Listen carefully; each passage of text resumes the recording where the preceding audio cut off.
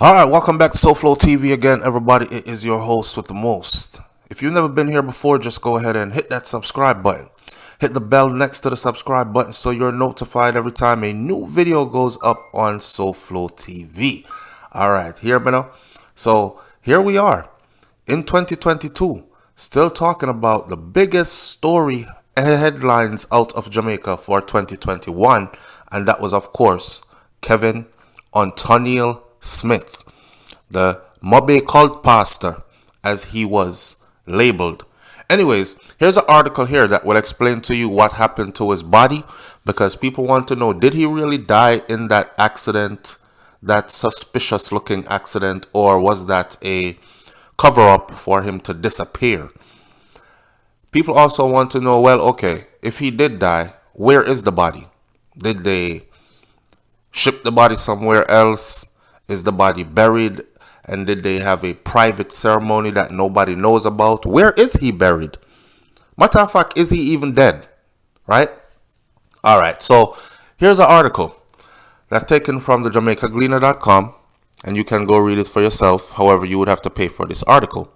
It says that the body of Kevin Untitled Smith, the notorious charismatic religious leader whose name and death have become Jamaican tales, has reportedly been cremated, with his family being silent on whether the ashes have been scattered or not. So there you have it.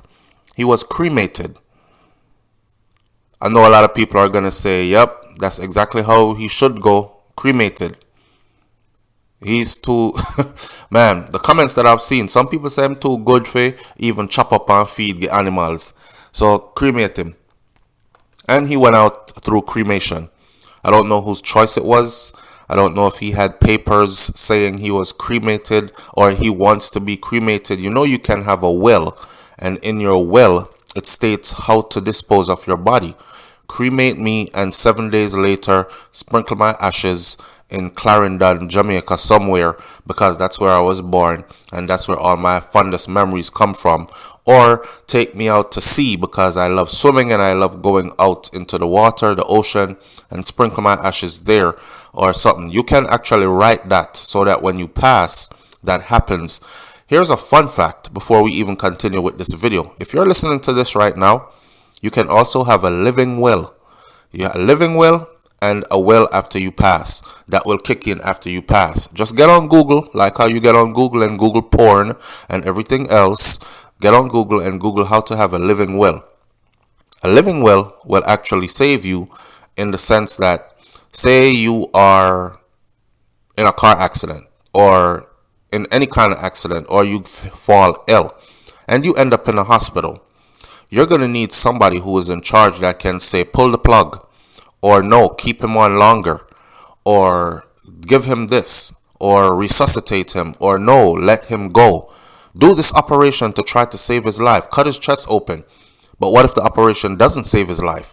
And if you're the kind of person who you're like, hey, if I'm badly injured and I'm maimed and I've lost limbs and I'm messed up and the doctor is telling me I'm going to come back out of this, but I'm never going to be not even 50% of who I was again. People are going to have to take care of me for the rest of my life, like myself.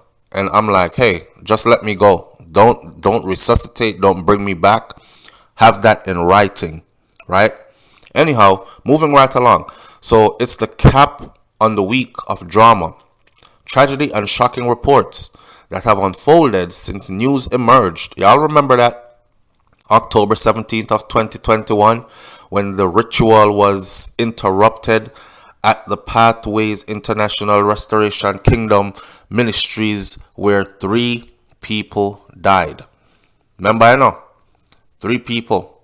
1 person was shot by police after confronting the police who went to raid the place, and 2 people died inside through a ritualistic ceremony.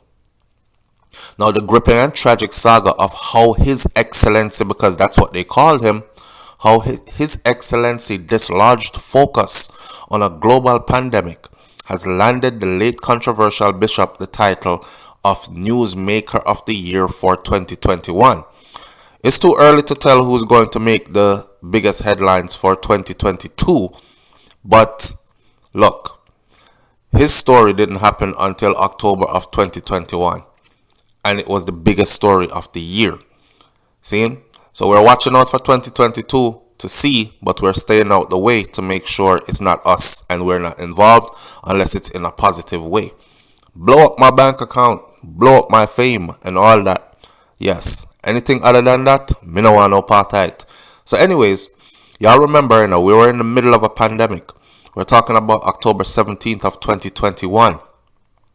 And people suddenly forgot that there was a pandemic because this story was that gripping, that big.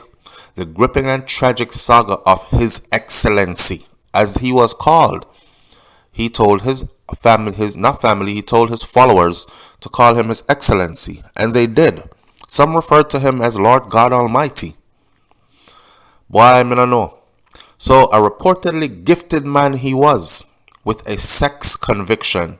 Now sometimes the Gleaner print some article I may not understand, but I see certain agendas in it sometimes. But anyhow, each news media houses has its bias and has its masters that it has to please. So let's go into this.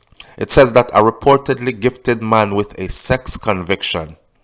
Smith was embraced by influential Jamaicans. He entered the classrooms of the University of the West Indies, Mona, and established a church in the second city to lead a flock of more than 500. So you see, when those other parishioners, pastors, priests, preachers, whatever, leaders of church organizations in the Montego Bay area, some of them said to law enforcement, when law enforcement went to do their investigation, that who you talking about? Me not know nobody name, so. Oh, I didn't even know he had a church here. Lies. The man church was 500 strong. Which part in Jamaica you seeing 500 people move at once and you don't question it or look over there or say, oh, where that crowd there go? It's a big crowd that to know. 500 strong was his flock. And I'm willing to bet that he probably have another 500 that just didn't go inside of the church but contributed, met with him on special occasions, and so on and so forth. Trust me, them dead. So anyhow, prior to October 17th of 2021, there was little in the press about the man, said to have training in technical psychotherapy and at least 2 unverified doctorate degrees. Now, training in psychotherapy, that means him can hypnotize you and put you under a spell. And now there are people who wear suit and tie and work in an office and they do those things. That's their job. And it's not considered illegal. Now, if he has this type of training and he uses it, say, on a mass of people instead of using it on one person in a private session, you see that movie there where you go watch the movie and you see the people, the therapist say, lay down on the couch, put your feet up, okay, tell me about your childhood, and then them start like hypnotize them into, I'm gonna take you back to 1984 when you were 18 and this trauma happened, and I want you to relive it right here on the couch for me, and you're in a safe space, blah blah blah, and then carry them through. They're saying that he had actually had training in this. Now this is all rumors, because they still have not found proof of his 2 doctorate degrees. But said doctorate means a whole lot in Jamaica. It means a whole lot anywhere to have a doctorate degree. But Jamaica run kind of different, with the classism thing. If you're a man of 2 doctorates and you're able to pull all the stuff that he pulled off, people normally just back off of you. They don't really run you down anymore or something. It's not like a boogayaga boy crush out weed in him hand miggle whole day and then him decide one day say, yo, my brethren them a chop, I want a phone to so I can chop, scammer me I go turn, and he actually bingo and hits it big, then people can say, The little dirty foot boy, a scammer, I'm turning on and look the BMW, him buy an X5 and a Mark X and X6 and a whole heap of this and that and big house on the hill. And not in Smith's case. When he came into the country from Canada, he was already on their radar as, you know what them do at Jamaica already. Them treat foreigner different, right? And sometimes it's just out of hospitality. And sometimes it's because them actually feel like so the foreigner have money to spend. In his case, it looked like he had money to spend. So you could expect whole heap of yes man around him. And that's what happened. Smith was born in Glencove, St. Catherine, and he migrated to Canada in 1993, 3 months after he started Jamaica College. An aunt has said that he started his ministry in Canada, married and then divorced later before establishing himself in Jamaica when he returned in 2011. So from 1993 to 2011, he was living in Canada, doing all his schooling and all that other stuff, and he established his ministry in Jamaica when he returned in 2011. That part where the Gleaner said something about a gifted man with a sex conviction, that I'm still trying to figure that out. Because you know, when he was on his way and the car crashed, he was on his way to get read his charges. He would have been charged with murder. He would have been charged with attempted murder. He would have been charged with facilitating of murder, premeditated, all that kind of stuff he would have been charged with.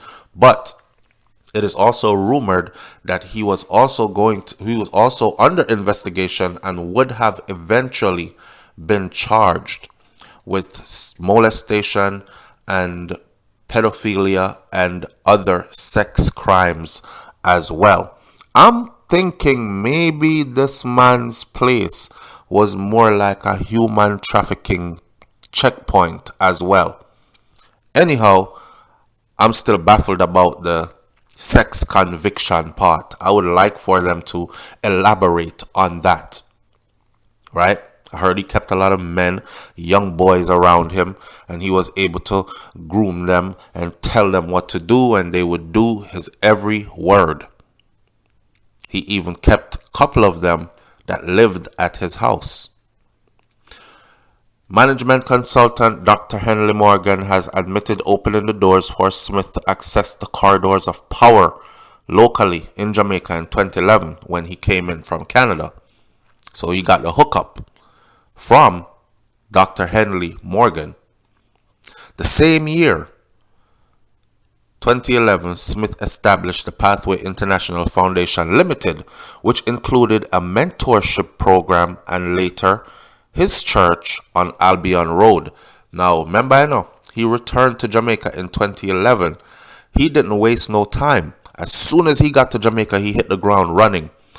Soon as the management consultant Dr. Henley Morgan admitted to opening the doors to him to the corridors of power in Jamaica in 2011, and the same year he established Pathways International Foundation. Smart move. Smart move. Now, Morgan said that Smith, who was 39, showed great prophetic powers, more conscious about the external show of success and influence, and wanted to establish himself in Jamaica as a prophet and a healer and an evangelist who would use Christianity to plot prosperity for his believers.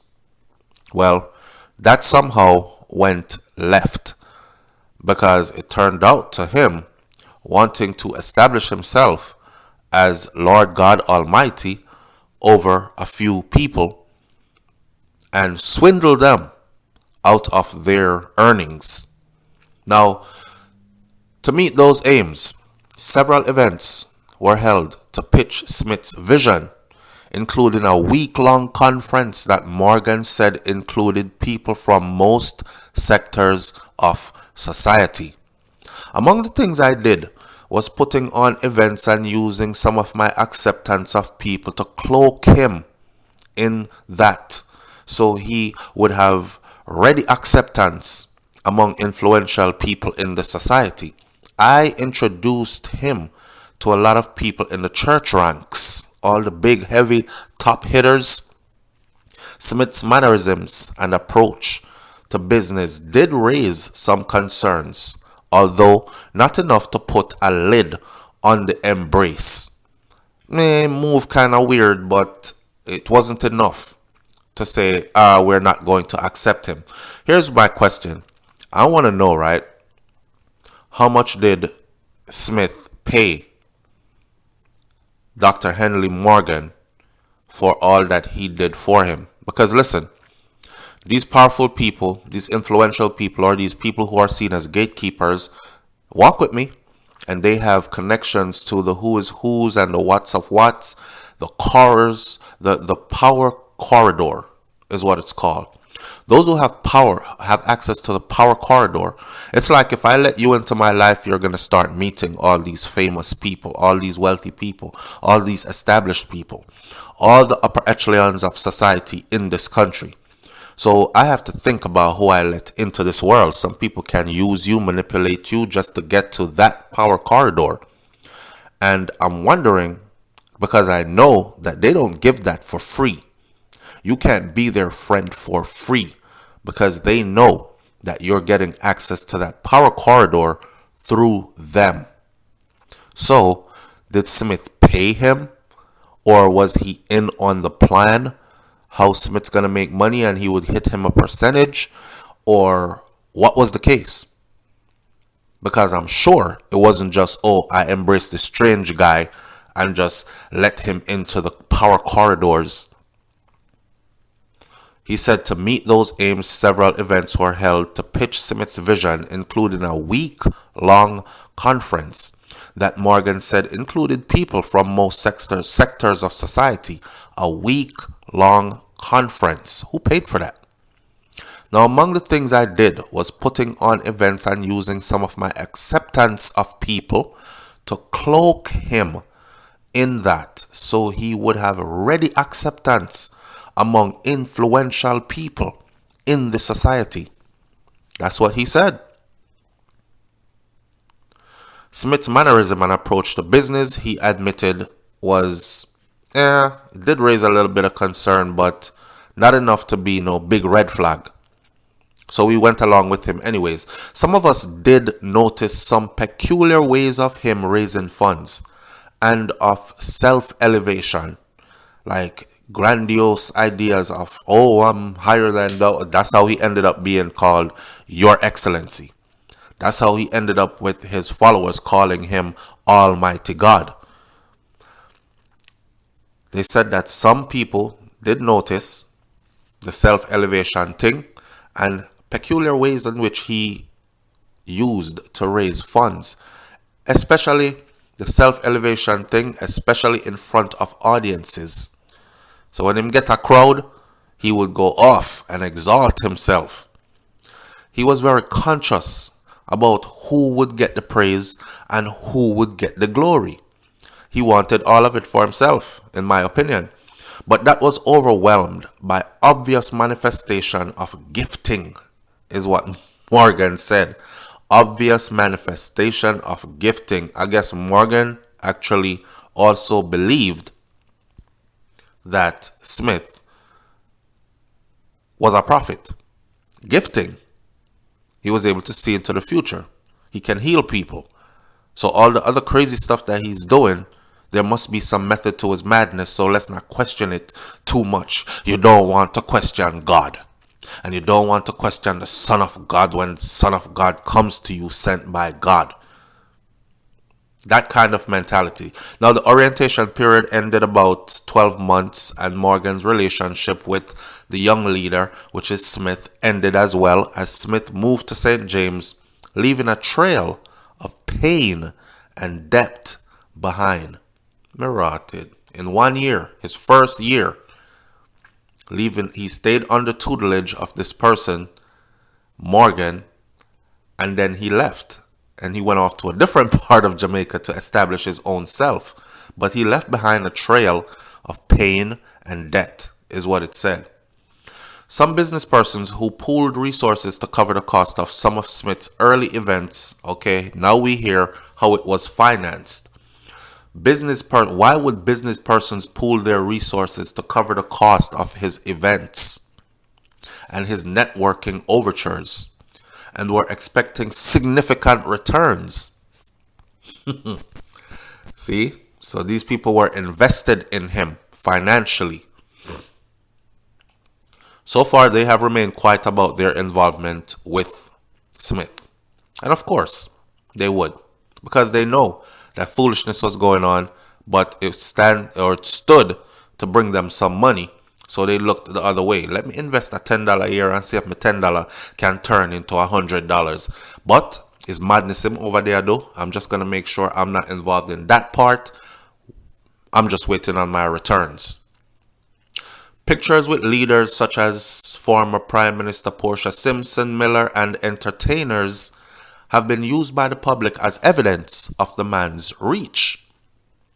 In St. James, the violence-torn cradle of Jamaica's tourism that's also troubled by the stark divisions between the wealthy few and the poor majority, little concerns surfaced of Smith's pastoral work, which may considered well-meaning and ordinary behavior. Now, you have to understand, say, which part he was doing his church, People see gunshot every day. Hear gunshot almost every day. Them see people spread out upon ground, head bust out and all these things. There's a lot of madness going on. That is Jamaica's murder capital at one point or another. If it's not Kingston, a turn it up, is Mobay, a turn it up. And the people there, they're kind of like desensitized. So all the fanatics things that Smith was going on with, you could actually see how the people could have been blindsided because worse things were going on around them, or so it seems. So what is a liquor scamming? He offers a place of refuge. He offers somebody to talk to. He offers message of hope. And remember, he wasn't trying to slit anybody's throat every weekend at every service. This is a grand planning thing. So ushered them in and they felt comfortable for a while until. Now, speaking mostly anonymously, many of the former church members credited their deceased shepherd for his welfare focus on the poor and downtrodden that dominated his congregation.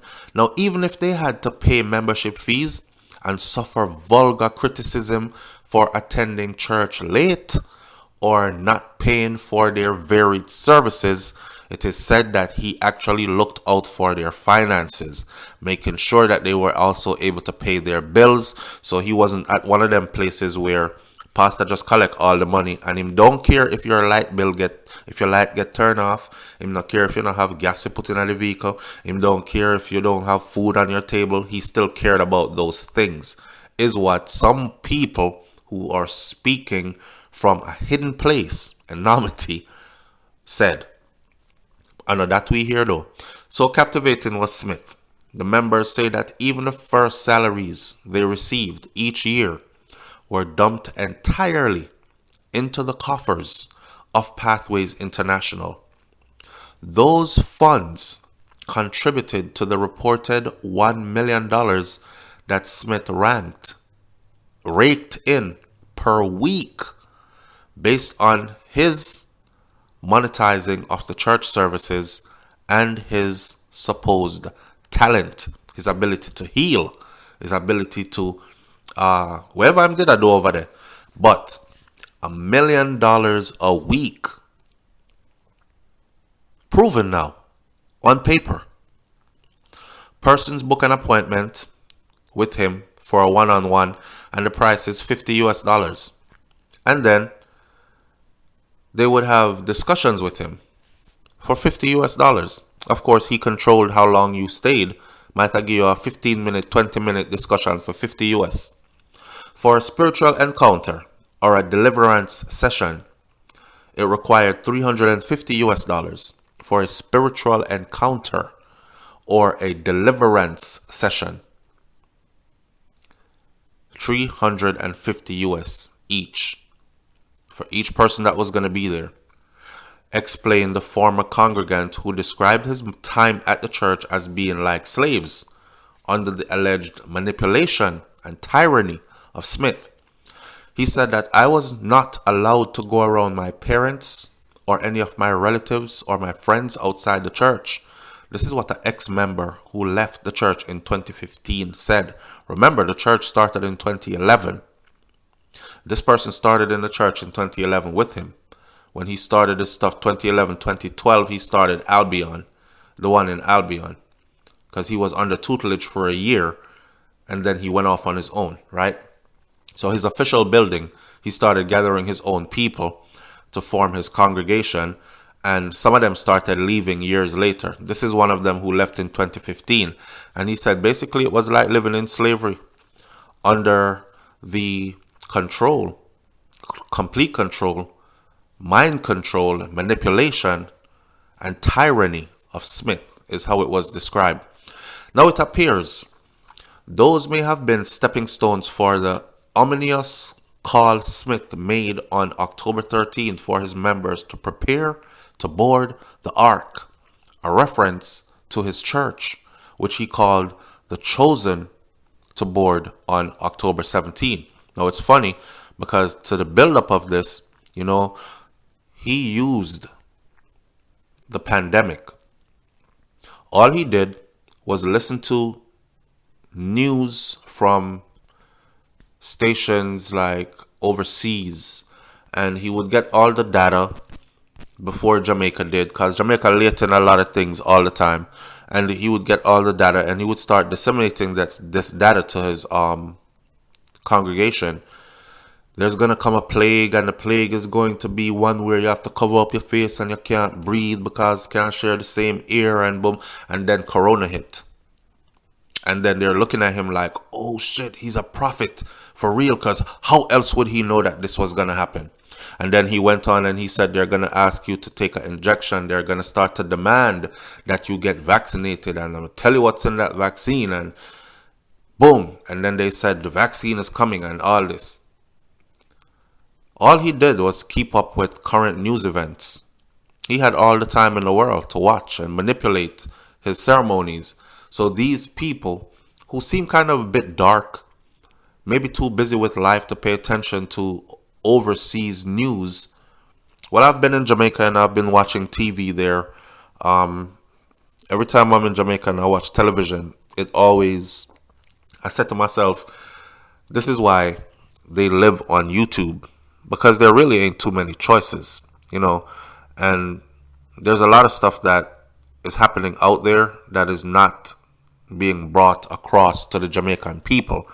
So he was able to get access to all that, satellite TV, internet, I don't know, but he was able to get access to all that, and he had them believing that it was prophecies when all it was him paying attention to the news. So anyhow, they're saying that all this that he did was probably the build-up to the call that he made on that fateful day. You had all these people who were begging him. It's like saying heaven is opening and only a few will be chosen to go in.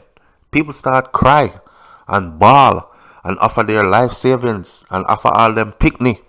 They just want to make it into the ark so they can go to heaven, because they see what he been warning them about happening right in front of them. Andrew Holness said lockdown. People locked in their house can't go outside. Everybody are wear face masks now and all this. And now they're coming with the injection. And they're like, please bring me in the ark. I want to go. You cannot be of impure blood, he said. You cannot come if you've taken a mark, which is the vaccine. If you come and you have taken the mark and you want to swear on the seal, you are going to fall down and die, said Smith during a ceremony in October 13th of 2021. It is only for those who are pure-blooded who have not taken the mark. So he was encouraging his audience to not take the vaccine. And of course, after he passed, a lot of people were saying, they killed him because he was encouraging his followers to not take the vaccine, while the Jamaican government has an agenda and wants every Jamaican vaccinated. He stands out because he's telling them not to take it. Right? That was what the talk was that the government is going to kill him because he is talking up against the vaccine, when in fact all he was doing was manipulating them. That message was built on a ceremony that he preached the day before and was widely believed to be referring to persons vaccinated against the COVID-19. These people, he said, were impure and should not be allowed to come along on this ride into the ark and then off into glory to escape all the madness that was going on earth. Now the members obeyed their spiritual leader and they turned up for church dressed in white when they got that phone call. Everybody was ready to go, all dressed in their pure whites. At about 6 p.m. that day, Smith told them that before entering the church, they would bow down to their knees and that he would judge them and he would write their names in the Lamb's Book of Life. How were they back foot? Now, according to witness accounts revealed by the Office of the Director of Public Prosecution, this is law enforcement, Paula Llewellyn Connors, Smith also introduced them to cover their heads with something white, as he did not want anyone to look on his glory. This service continued until about 1 a.m. on October 17th. But even with those words and the prophecy of death, members felt that he was not speaking literally, so there was no thought of the bloodletting that was to come. I never dreamt that it would actually be our leader who was going to be taking our lives through sacrifice, is what one remorseful woman said of the events that unfolded on the evening of October 17th. A number of the sisters were very happy and they were anxious to be among those who were so cleansed and blessed and ready to go off into the heavens. But we never knew that we were going to be murdered, she added. Yeah, man. And I heard that when he called that young lady forward and ended up instructing that man to slit her throat, that is when everybody started running. The eyewitness said people run through the window, them run through the door, them pop neck down the road. People are trying to jump over a wall and all this. Some were running and screaming. Some were looking for their children because the little children them take off to. Boy, I don't know. But the end result for this though is that he was cremated. This story goes on longer. The article is extremely long, and you can find this article in the Jamaica Gleaner. Police were summoned to the building and they stormed the building and they detained Smith and Ruddock and other church members who were present, including about 15 children who had attended the bloody affair with their parents.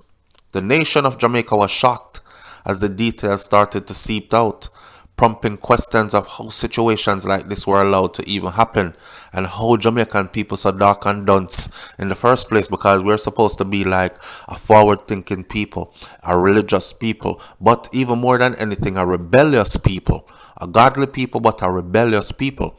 So it's not easy to just tell a Jamaican just anything and them just go with you for just anything. You know I was saying already, you can't trick me for kill me. But in this particular case, it was exactly so. And they all went along with it. Right? We're going to leave this one right here. It's the end of the story. And that's the end of Smith as we know it. I'm willing to bet, though, that more things will surface in the future concerning him. Why? Because his name is attached to power people. And things are going to be exposed. We still haven't talked about what happened to the policewoman that was there. We still haven't talked about what happened to that detective that was there. We still haven't talked about what happened to that high-ranking police officer that was there. We still haven't talked about... There's so many things that still have not been revealed. But as far as Kevin Smith goes, he was cremated. And no one knows if his ashes were sprinkled or if they're kept in a jar somewhere. Leave your comments in the comment section below, and I'll catch you on the next video with SouFLoTV. Watatori. I'm out. Peace.